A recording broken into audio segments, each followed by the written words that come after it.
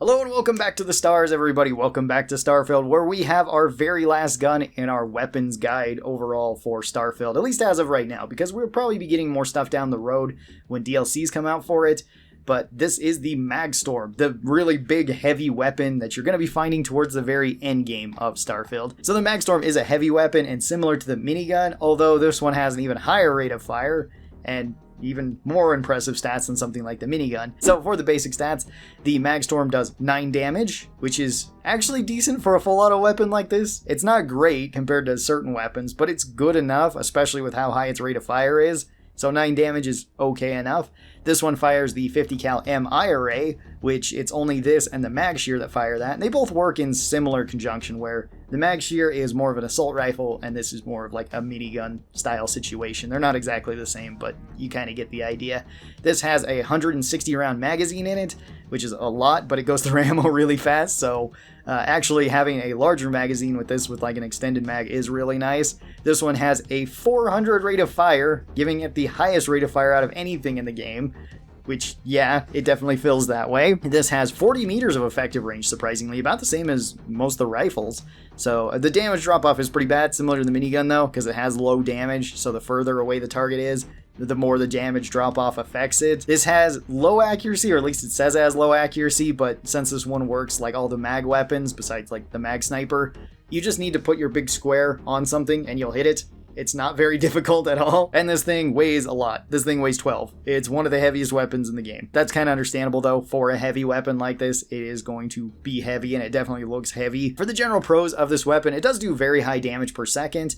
It can have somewhat high damage, at least for a weapon like this. It's still not super high compared to other full auto weapons, but it's okay. It's probably on the higher end. It's the highest end of something like this, similar to the minigun. And it does have a very high rate of fire, so you can mow down things pretty fast with this, or at least stun lock things pretty fast with this. The cons to this weapon, though, are that it eats through ammo, and the 50 cal MI array is not the easiest ammo to find in the game, at least early on. Into New Game Plus, it is probably the easiest ammo. I always have like thousands of rounds of this just because so many people have Magstorms or mag shears that you can pick up. This thing is also very heavy, so you can't carry around a whole lot of them, although I always grab them whenever I see them because they sell for a lot of money. On my heavy weapons tier list, I put this thing up into S tier, and it probably does belong up into S tier. It is probably the strongest heavy weapon in the game, besides maybe like the grenade launchers. The grenade launchers are pretty good for heavy weapons as well. It's just that their ammo is very rare. This thing you usually have ammo for, but it can eat through it pretty quick, so it still runs into those same issues. And overall, I think heavy weapons are honestly like the weakest type of weapons in this game besides unarmed and melee, which is just sadly not that good. And I guess EM weapons because they're non-lethal, but that's for like a pacifist playthrough. It is a pretty strong weapon. It can mow through enemies really fast. It's really nice there. Let's talk about a modded version, and there's not very many mods for the Magstorm.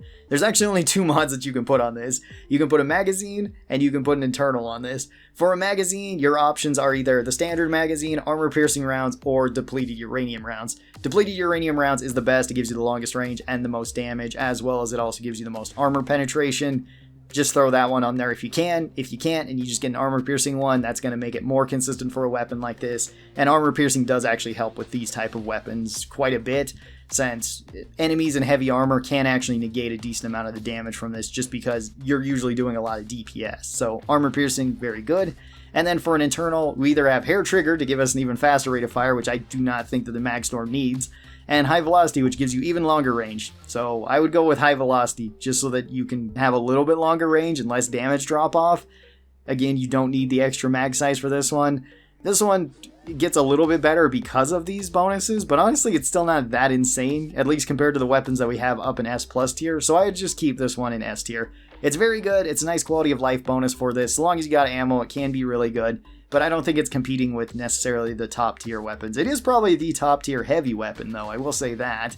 But that's not necessarily a very high bar to achieve compared to the other weapons that we have up there, where we kind of have like our top rifles, our top shotguns and stuff, which are just kind of better than this. And funny enough, there is actually one unique version of the Magstorm too. You can buy this. You do have to go to Neon to buy this, and you have to go to the core kinetics.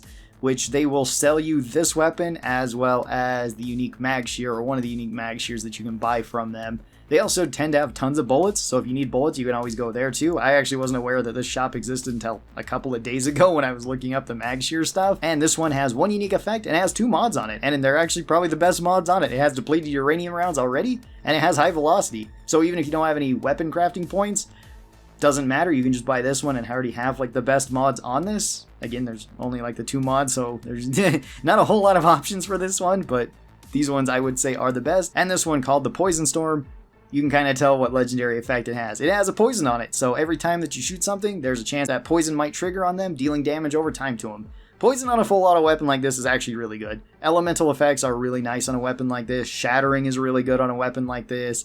Extended mag is good. Rapid could probably be pretty funny if you put hair trigger on it and just see how fast this thing can empty. Like, elemental effects like poison are fantastic on a weapon like this, and I would recommend that you grab this weapon if you're interested in doing a heavy weapons playthrough and you want something that is very, very strong. So overall, should you use the Magstorm? Maybe. It depends on what you're using it for. If you're doing a heavy weapons playthrough, absolutely. If you have an excess of 50 cal rounds, then absolutely, it's really, really good.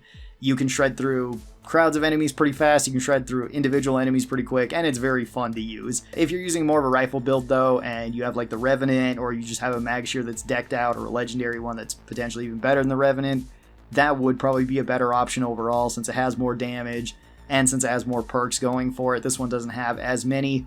Rifles tend to get a lot of them, and heavy weapons not very much. So in that role, then yeah, maybe you might not want to go for it just because the mag shear and it's like share ammo, and the mag shear is also lighter, so that helps too. So tell me your thoughts on the Magstorm down in the comments below. How do you enjoy it? Do you enjoy using it? What mods do you have on it? Even though there's the only 2 mods that you can put on it. And thank you guys so very much for watching this video. We're going to be doing a big recap of all of the weapons just in a little bit, and going over them just in their own tier list. So stay tuned for that with all the modded stuff. You didn't want to catch all this and you wanted to catch it all in one place, that would be the video to check out. Thanks again for watching this. I hope that you guys enjoyed it, and I will talk to you guys next time. Bye-bye, everybody.